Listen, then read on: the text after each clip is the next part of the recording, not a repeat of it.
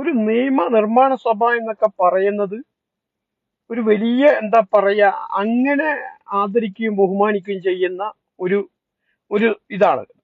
അതിനകത്ത് RSSനെ നാണിപ്പിക്കുന്ന വിധത്തിലുള്ള സ്റ്റേറ്റ്മെന്റും വർഗീയ ചുവയുള്ള കാര്യങ്ങളാണ് ഒരു ജമീല എന്ന് പറയുന്ന സ്ത്രീ ഇന്ന് അവിടെ പ്രസംഗിക്കുന്നത് കേട്ടത്. നമ്മളൊക്കെ നിയമസഭ നടക്കുന്ന സമയത്തിൽ അതിന്റെ പ്രസംഗങ്ങളും കാര്യങ്ങളും കേൾക്കാൻ വേണ്ടി ആഗ്രഹിക്കുന്നത് എന്താ? രാജ്യത്തെ ജനക്ഷേമവുമായി ബന്ധപ്പെട്ട് അല്ലെങ്കിൽ സ്റ്റേറ്റിനകത്ത് നീറുന്ന പ്രശ്നങ്ങളെ പറ്റിയൊക്കെ ചർച്ച ചെയ്യും എന്നുള്ളത് കേൾക്കാൻ വേണ്ടിയാ. പക്ഷെ ഇവിടെ ചർച്ച ചെയ്യുന്നത് അതൊന്നുമല്ല.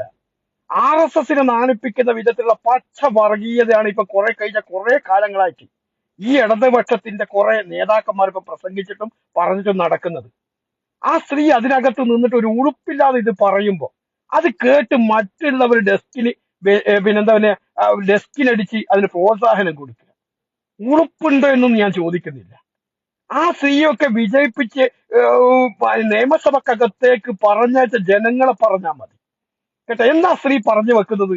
കഴിഞ്ഞ പാർലമെന്റ് ഇലക്ഷനുമായി ബന്ധപ്പെട്ട് ഷാഫിയുടെ വിജയവുമായി ബന്ധപ്പെട്ട ആ സ്ത്രീ പറയുന്നത് എന്ത് തെമ്മാടിത്തരാ പറയുന്നത്? സാർ സാർ സാർ എന്ന് വിളിച്ചിട്ട് ഇങ്ങനെ പറയാൻ ആ സ്ത്രീക്കല്ലാതെ മറ്റാർക്കാ കഴിയുക? എന്താ സ്ത്രീ പറഞ്ഞു വെക്കുന്നത്? മുസ്ലിം ലീഗ് കോൺഗ്രസിനോട് 3 സീറ്റ് ആവശ്യപ്പെട്ടു. പക്ഷെ മുസ്ലിം ലീഗിന് ആ സീറ്റ് അനുവദിക്കാൻ കഴിയില്ല എന്ന് കോൺഗ്രസ് പാർട്ടി പറഞ്ഞു. അപ്പോഴേ അവര് മറ്റൊരു ഓപ്ഷൻ മുസ്ലിം ലീഗ് പറഞ്ഞു വെക്കുന്നത് എന്താ പോലും അറിയോ? അവിടെ ഇന്ന സമുദായത്തിൽപ്പെട്ട ഒരാളെ തന്നെ അവിടെ സ്ഥാനാർത്ഥി ആക്കണം എന്നുള്ള ഒരു ഡിമാൻഡ് അവരെ മുന്നിലേക്ക് വെക്കുന്നു. അതിന്റെ അടിസ്ഥാനത്തിലാണ് ഷാഫി പറമ്പിൽ അവിടത്തേക്ക് വന്നത് എന്നാണ് നാണവും മാനവും ഉറുപ്പുമില്ലാതെ ഈ സ്ത്രീ ആ നിയമ നിർമ്മാണ സഭക്കകത്ത് പറയുന്നത്. അത് എന്ത് മെസ്സേജാ ജനങ്ങൾക്ക് കൊടുക്കുന്നത്? എന്ത് സന്ദേശം ഈ നാണം കെട്ടവർ പൊതുസമൂഹത്തിന് കൊടുക്കുന്നത്? ഈ സ്ത്രീയോടാണോ കോൺഗ്രസിന്റെയും മുസ്ലിം ലീഗിന്റെയും കാര്യങ്ങളൊക്കെ ആ പറയുന്നതും ഈ സ്ത്രീയുടെ തീരുമാനത്തനുസരിച്ചാണോ ഞങ്ങള് പിന്നെ മുന്നണി സംവിധാനം മുന്നോട്ട് പോകുന്നത്? എവിടുന്ന കിട്ടിയ ഈ സ്ത്രീക്ക് ഈ വിവരം? മുസ്ലിം ലീഗിന് കോൺഗ്രസിനോട് 300 ആവശ്യപ്പെടാനുള്ള അവകാശവും റൈറ്റും ഉണ്ട്. അത് ജനാധിപത്യ സംവിധാനത്തിനെ കൂടി പോകുന്നതാ. ഞങ്ങള് അതൊരു കൂട്ടായ സംവിധാനത്തിനെ കൂടി ചർച്ച ചെയ്ത് പരിഹരിച്ചുകൊണ്ട് അവർ ആവശ്യം അനുഭാവപൂർവ്വം പരിഗണിച്ച് അല്ലെങ്കിൽ കൊടുക്കാൻ പറ്റെങ്കിൽ ആ കാര്യങ്ങൾ പറഞ്ഞ് ബോധ്യപ്പെടുത്തിക്കൊണ്ട് തന്നെ ഞങ്ങൾ ഒരു സമീപനത്തിലേക്ക് എത്താറുണ്ട്. അത്തരം ഒരു സാഹചര്യം എവിടെ ഉണ്ടായത്? മുസ്ലിം ലീഗ് ഇന്ന ഒരു മതത്തിൽപ്പെട്ട ഒരു പേരുകാരനിക്ക് തന്നെ കൊടുക്കണമെന്ന് ഏത് തെളിവിന്റെ അടിസ്ഥാനത്തിലായി സ്ത്രീ അവിടെ നിന്ന് പറഞ്ഞത്? അത് ചോദ്യം ചെയ്യാൻ ഇപ്പൊ പ്രതിപക്ഷത്തോ ആരും ഇല്ലേ? എന്തടിസ്ഥാനത്തിൽ ഇങ്ങനെ വർഗീയ വിഷം ചീറ്റുന്നത് ഈ നാറികള്? ജനങ്ങൾ പുറങ്കാല് കൊണ്ട് അടിച്ച് വെളിയിൽ കളഞ്ഞിട്ട് പോലും ഇപ്പോഴും എന്താ പറയുന്നത്, ഈ വർഗീയ വിഷയല്ലേ തുപ്പി നടക്കുന്നു അല്ലേ? ഞാൻ ചോദിക്കട്ടെ, അതേ കോൺഗ്രസ് പാർട്ടി അതിന് മുമ്പ് അവിടെ ഞങ്ങൾ 2 മുരളീധരൻ വിജയിച്ചിട്ടുണ്ട്. ഒപ്പം തന്നെ മുല്ലപ്പള്ളി രാമേന്ദ്ര സാർ 2 പ്രാവശ്യം വിജയിച്ചിട്ടുണ്ട്. അപ്പോഴും ആ വടകരയിൽ ഇപ്പം ചെയ്ത വോട്ടർമാർ തന്നെയല്ലേ അവർക്കും വോട്ട് ചെയ്തത്? അവര് പേര് നോക്കിയിട്ടാണോ അവിടെ അന്ന് വോട്ട് ചെയ്തത്? നാണവും മാനവും വേണടോ, ലേശം ഉളുപ്പ് വേണടോ. പച്ച വർഗീയത RSSനെ നാണിപ്പിക്കുന്ന വിധത്തിൽ വർഗീയ നിയമ നിർമ്മാണ സഭക്കകത്ത് ഇങ്ങനെ പറയണ്ടിക്ക് തോലിക്കട്ടി എന്താ പറയണത്, ഒരു എന്താ പറയണത്, ചില്ലറയൊന്നും പോലെ. ഒരു നിയമ നിർമ്മാണ സഭക്കകത്ത് മന്ത്രിസഭ ഇത് സമ്മേളിക്കുന്ന ഘട്ടത്തിൽ രാജ്യത്ത് അല്ലെങ്കിൽ സ്റ്റേറ്റിനകത്ത് ജനങ്ങളെ നീറുന്ന വിഷയങ്ങളെ പറ്റിയാണ് ചർച്ച ചെയ്യേണ്ടത്. അല്ലാതെ നിങ്ങൾ ഇവിടെ അതിനകത്ത് കയറിയിട്ട് ഇപ്പം ഇലക്ഷൻ കഴിഞ്ഞപ്പോൾ വിജയവും പരാജയത്തിന്റെ ഭാഗമായിട്ട് അതിന് വർഗീയ തരം കൊടുത്ത് അത് ചർച്ച ചെയ്ത് സമയം കളയാനല്ല നിങ്ങളെയൊക്കെ അതിനകത്തേക്ക് പറഞ്ഞയച്ചത്.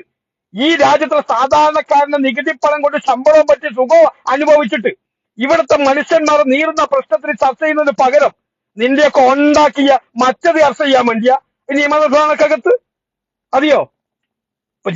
നിങ്ങൾ ഇലക്ഷൻ ക്യാമ്പയിനകത്ത് നിങ്ങൾ ആശയങ്ങൾ വെച്ചു, ഞങ്ങൾ ആശയങ്ങളും വെച്ചു. ജനങ്ങൾക്ക് ഇഷ്ടമുള്ള കാര്യങ്ങൾ അവർക്ക് ആരെയാണോ വിശ്വസിക്കാൻ കൊള്ളുന്നത് കൂടുതൽ അവരെ തെരഞ്ഞെടുത്തു. ഇതിനപ്പുറത്തേക്ക് എന്തിനാണ് നിങ്ങൾ മറ്റൊരു വ്യാഖ്യാനം കൊടുക്കുന്നത്? നിങ്ങൾ പരാജയപ്പെട്ട് ഏത് അടിസ്ഥാനത്തിൽ ഒന്ന് ആത്മപരിശോധന നടത്തണോ ആദ്യം പോയിട്ട്? അല്ലാതെ ഇവിടെ നിരന്തരം വന്ന് കോൺഗ്രസിനെയും ജനങ്ങളെയും ഭിന്നിപ്പിക്കുന്ന തരത്തിലുള്ള സ്റ്റേറ്റ്മെന്റ് ആണ് നടത്തേണ്ടത്. എവിടെയും നിങ്ങൾ രാജ്യത്തെ ജനങ്ങൾക്ക് ഒരു ഉപകാരം ചെയ്യാത്ത നാണം കെട്ടവരാണെന്ന് രാജ്യത്തുള്ള ബോധമുള്ള ജനങ്ങൾ തിരിച്ചറിഞ്ഞ് അതുകൊണ്ട് തന്നെയാണ് നമ്മുടെ ഇന്ത്യ രാജ്യത്ത് മുഴുവൻ സ്ഥലത്തും ചവിട്ടി വെളിയിൽ കളഞ്ഞത്. ഉത്തരമേഖല ഭരിച്ച പശ്ചിമ ബംഗാളിലായാലും ത്രിപുരയിലായാലും ഒക്കെ. എന്നിട്ട് ആ തോൽവി എങ്ങനെ ഉണ്ടായി എന്ന് പരിശോധിക്കുന്നതിന് പകരം ഇവിടെ അങ്ങ് വർഗീയത പറഞ്ഞിട്ടാണ്, ഇങ്ങനെ ഒരു മതത്തിന്റെ പേരിൽ അങ്ങനെയാക്കിയിട്ടാണ്. എന്നിട്ട് ഈ സ്ത്രീ പറയാ മുഴുവൻ മുസ്ലിം വീട്ടിനകത്തേക്കും പോയിട്ട് ഈ മുസ്ലിം ലീഗുകാരും മറ്റ് കോൺഗ്രസ്സുകാരും പറഞ്ഞു പോലും ഷാഫിക്ക് വോട്ട് ചെയ്യാൻ മാത്രം പോലെ ദിക്റും ചെല്ലണം. എന്താ ഈ സ്ത്രീയേനും ഞങ്ങൾ അഭ്യർത്ഥനയുമായിട്ട് എല്ലാ വീട്ടിലും കാര്യത്? അല്ലെങ്കിൽ തെളിവ് പുറത്തുവിടണ്ടേ? അത് ചോദിക്കണ്ടേ? എന്ത് പച്ച വർഗീയതയാ നിയമനിർമ്മാണത്ത് പറയുന്നത്? ഞങ്ങളോട് വിയോജിപ്പോ എതിർപ്പോ ഉണ്ടെങ്കിൽ ആ തരത്തിൽ പറയാൻ വേണ്ടി ശ്രമിക്കുക, അല്ലാതെ കല്ല് വച്ച് നോണ എന്തും വിളിച്ചു പറയാ എന്നുള്ള ഒരു നിലപാടുണ്ടല്ലോ. അതൊക്കെ ജനങ്ങൾ നോക്കി കാണുന്നുണ്ട്. ഇവിടെ പുറത്തുള്ള എന്ത് വർഗീയതയാ പറയുന്നത്? ഈ സ്ത്രീയോടങ്ങാട്ടം പറഞ്ഞതുപോലെ ഈ സ്ത്രീയോട് ആരെങ്കിലും പറഞ്ഞിട്ടുണ്ടോ? ഏതെങ്കിലും വീട്ടിൽ നിന്ന് പറഞ്ഞിട്ടുണ്ടോ ഷാഫിക്ക് വോട്ട് ചെയ്തതിനു ശേഷം ദിക്ർ ചെയ്യണമെന്ന്? ഈ സ്ത്രീ ഏതടിസ്ഥാനത്താണ് നിയമനിർമ്മാണ സഭയ്ക്ക് അങ്ങനെ പറഞ്ഞത്? അത് ചോദ്യം ചെയ്യുന്ന ഇപ്പം പ്രതിപക്ഷം ഇല്ലേ? പ്രതിപക്ഷം ചോദിക്കണ്ടേ? ഈ പച്ച വർഗീയത ഈ നിയമനിർമ്മാണത്തിനകത്ത് ഈ വർഗങ്ങൾ നാണവും മാനവും ഇല്ലാതെ തുപ്പുമ്പോ വർഗീയത മുഴുവൻ ഉണ്ടാക്കിയതാരാ? എവിടെ നിന്നാണോ മറ്റേ കാഫിർ എന്നുള്ള പദം വന്നത്? നിങ്ങളല്ലേ ഭരിക്കുന്നത്? നിന്റെ മുഖ്യനല്ലേ ഈ പച്ച വർഗീയത പറഞ്ഞ സ്ത്രീയുടെ മുഖ്യനല്ലേ അവിടെ ഭരിക്കുന്നത്? മുഖത്ത് നോക്കി ചോദിക്കണോ ആദ്യം പോയിട്ട്? ആ കാഫിർ എന്നുള്ള പദം ഉണ്ടാക്കിയ സോഷ്യൽ മീഡിയയിൽ പോസ്റ്റ് ചെയ്തവനെ അറസ്റ്റ് ചെയ്യാൻ വേണ്ടി എന്ന് പറയാം തന്റെ ഉണ്ടെങ്കിൽ. അല്ലാതെ ജനങ്ങളെ ദ്രോഹിച്ച ഒരു ഗവൺമെന്റിനെതിരെ അവർക്ക് പ്രതിഷേധിക്കാൻ കിട്ടിയ അവസരത്തിൽ ബോധമുള്ള ജനങ്ങൾ അത് ചെയ്തപ്പോ അതിനൊരു മറ്റൊരു തരത്തിലേക്ക് RSS പറയുന്നതിനേക്കാൾ അപ്പുറത്തേക്ക് നിങ്ങൾ കിടക്കുക. എന്നിട്ട് പറയും ഞങ്ങൾ മതനിരപേക്ഷത അങ്ങ് കുയർത്തിക്കുണ്ടാക്കുന്ന ആളാവോലോ. നാണവും മാനവും വേണോ പറയുന്നതിനകത്തൊക്കെ? ഇതൊക്കെ ജനങ്ങൾ കേൾക്കുന്നുണ്ട്. അല്ല ഊളകളൊന്നുമല്ല ഇപ്പം നിൽക്കുന്നവരൊന്നും. നിങ്ങൾ എന്താ പറയുക, നിങ്ങൾക്ക് എന്തെങ്കിലും ഒരു MLA സ്ഥാനം കിട്ടുമ്പോൾക്ക് അങ്ങ് എന്തോ ദൈവപുത്രനാന്നുള്ള ചിന്താഗതി ഒന്നും വേണ്ട.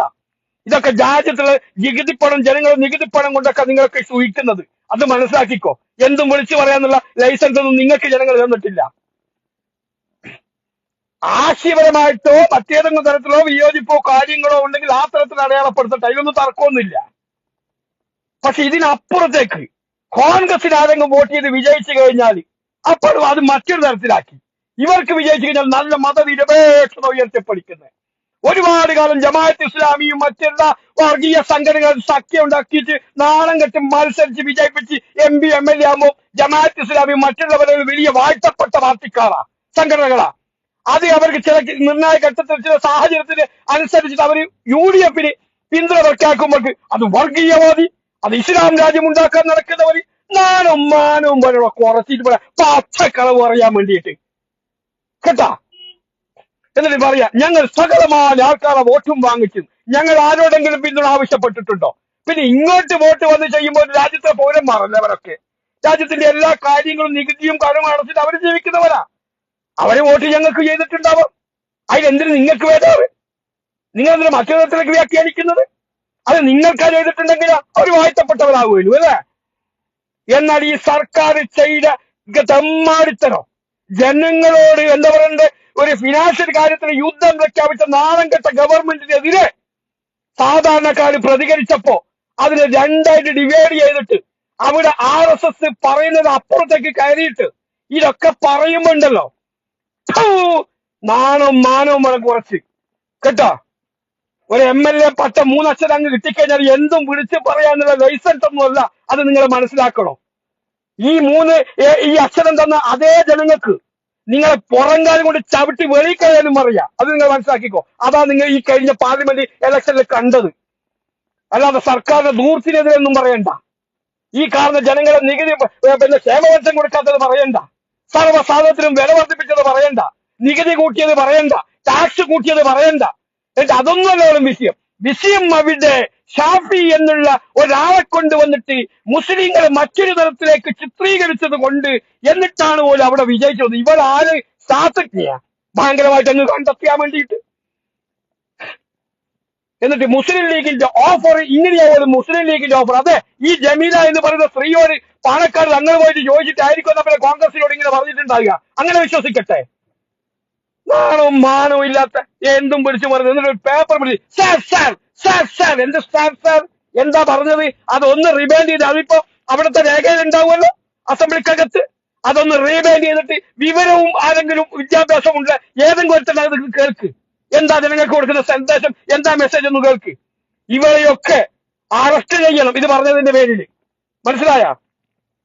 തോന്നിയാസം പറയുന്ന, ജനങ്ങളെ തമ്മിലടിപ്പിക്കുന്ന, അതും നിയമനിർമ്മാണ സഭക്കകത്ത് നിന്ന്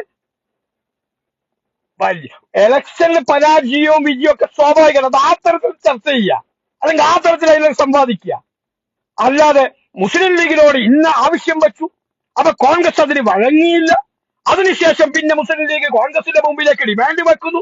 ഇവളാരുടെ AICC പ്രസിഡന്റാ, AICC വക്താവാ. ഇവൾ ഇതൊക്കെ പറയാൻ വേണ്ടി, കോൺഗ്രസിന്റെ കാര്യങ്ങൾ പറയാൻ വേണ്ടി നിയമസഭക്കകത്ത്. എന്നിട്ട് കോൺഗ്രസ് മുസ്ലിം ലീഗിന്റെ ചൽപ്പണിക്ക് അനുസരിച്ചിട്ട് അവിടെ ആ പേരുകാരെ കൊണ്ടുപോയി വെച്ചു. എന്താ ഇവള് അതും പറയുന്നത് എവിടുന്ന്? ഉളുപ്പ് വേണ്ടേ കുറച്ചെങ്കിലും? ഇതൊക്കെ പറയുമ്പോൾ ജനങ്ങൾ കേൾക്കുന്ന ഒരു ബോധം വേണ്ടേ? എന്നിട്ട് ഓള് പറയാ എനിക്കെതിരെയൊക്കെ വലിയ അറ്റാക്കുള്ളത്. അത് നിങ്ങൾക്ക് മാത്രമൊന്നുമല്ല, ഞങ്ങളുടെ സ്ഥാനാർത്ഥികൾക്ക് നേരെയും ഇടതുപക്ഷത്തിന്റെ സൈബർ സഖാക്കളൊക്കെ എന്തൊക്കെ പുലഭ്യം പറയുന്നു, പുലഭ്യം എഴുതി വിട്ടതൊക്കെ അങ്ങനെ തന്നെ സോഷ്യൽ മീഡിയയിലൊക്കെ ഉണ്ട്. അത് നിനക്ക് മാത്രമൊന്നുമല്ല, നിനക്ക് മാത്രം കൊമ്പുണ്ടാ. അത് പൊതുസമൂഹത്തിന്റെ മുമ്പിൽ ആര് നിൽക്കുമോ, ആര് മത്സരിക്കുമോ എതിരാളികൾ സ്വാഭാവികമായിട്ടുണ്ടാകുന്ന അലിഗേഷനൊക്കെ എല്ലാവർക്കും ഉണ്ടായിട്ടുണ്ട്. അത് നിനക്ക് മാത്രമൊന്നുമല്ല, ഈ ജമീല എന്ന് പറയുന്ന സ്ത്രീക്ക് മാത്രമൊന്നുമല്ല. പിന്നെ വേറെന്നാ പറഞ്ഞത്, സ്ത്രീകളെ അങ്ങ് കടന്ന് ആക്ഷേപിച്ചു പോലും. എന്താ സ്ത്രീകൾ ആക്ഷേപിച്ചത് ഈ സ്ത്രീ പറയുന്നത്? അന്ന് ആ വിഷയവുമായി ബന്ധപ്പെട്ട് ഹരിഹരന് ഒരു സ്റ്റേറ്റ്മെന്റ് നടത്തി. സ്വാഭാവികമായിട്ട് RMB അതേ സ്പോട്ടിൽ വെച്ച് തന്നെ അത് തിരുത്തി തള്ളി പറഞ്ഞു അവരുടെ നേതാവിനെ തന്നെ. എന്നിട്ട് അതിനെ പിന്നെ ഇപ്പം കൊണ്ടുവന്നിട്ട് ഇവിടെ സ്ത്രീകളെ ബഹുമാനിക്കാത്ത പാർട്ടിയാ പോലും UDF. നാണം കെട്ടവളെ, നിങ്ങളുടെ പാർട്ടി SFIയുടെ ഹാർഷോ എന്ന് പറയുന്ന ഒരു നേതാവില്ലേ, നിങ്ങളുടെ മുന്നണിയിൽപ്പെട്ട AIYSFന്റെ ഒരു പെൺകൊച്ചിനെ അച്ഛനില്ലാതെ കുട്ടിയെ ഉണ്ടാക്കുമെന്ന് പബ്ലിക്കിൽ വിളിച്ചു പറഞ്ഞിട്ട് അതിനെതിരെ ഒരു അക്ഷരം ഉണ്ടാൽ നിനക്കൊക്കെ നാവ് പൊന്തിയിട്ടുണ്ടോ? ഇപ്പൊ UDFന് സ്ത്രീകളുടെ ബഹുമാനിക്കാൻ വേണ്ടി നിയമസഭകത്ത് ക്ലാസ് എടുക്കുമ്പോ പറഞ്ഞിട്ടുണ്ടോ? അത് പോട്ടെ, നിങ്ങളുടെ ഒരു സഖാവ് തന്നെ ഒരു ബിസിനസ്സായി തളിപ്പറമ്പിൽ, അതായത് നിങ്ങളുടെ പാർട്ടി സെക്രട്ടറിയുടെ വൈഫ് പ്രസിഡന്റ് ആയിരിക്കുന്ന ഒരു പഞ്ചായത്തിനകത്ത് ഒരു വലിയ സ്ഥാപനം തുടങ്ങി. അദ്ദേഹത്തിന്റെ പേര് സഖാവിന്റെ പേര് സാജൻ എന്ന. പക്ഷേ നിങ്ങളുടെ തെറ്റായ ഒരു നയത്തിന്റെ ഭാഗമായിട്ട് അദ്ദേഹത്തിന് ആത്മഹത്യ ചെയ്യേണ്ടി വന്നു. പോട്ടെ, അതിനുശേഷം നിന്റെയൊക്കെ ദേശാഭിമാനി എന്ന് പറയുന്ന ഒരു വേസ്റ്റ് പേപ്പറിനകത്ത് ആ മരണപ്പെട്ടുപോയ സാജന്റെ ഭാര്യയെ പറ്റിയിട്ട് എഴുതി വിട്ട വൃത്തികൾ ഇല്ലേ, അതിനെതിരെ ഒരു അക്ഷരം ഇന്ന് വരെ മിണ്ടിയാണോ നിങ്ങൾ? മിണ്ടിയോ? അതും പോട്ടെ, ഞങ്ങളുടെ നേതാവ് ഷാനിമോൾ ഉസ്മാൻ അരൂര് മത്സരിക്കുന്ന ഘട്ടത്തില് നിന്റെ ഇപ്പോഴത്തെ നിങ്ങൾക്ക് ആക്ഷേപം ഉന്നയിക്കുന്ന G. സുധാകരൻ എന്ന് പറയുന്ന മുൻ മന്ത്രി പൂതള എന്ന് വിളിച്ചപ്പോൾ നിന്റെ വായനാവങ്ങ് എവിടെയാണ് ഉണ്ടായത്? അറിയോ? അതൊക്കെ അന്തംഗമ്മികളിൽ മാത്രമുള്ളവരാണോ സ്ത്രീകൾക്ക് മാന്യത ഓർക്കേണ്ടത്?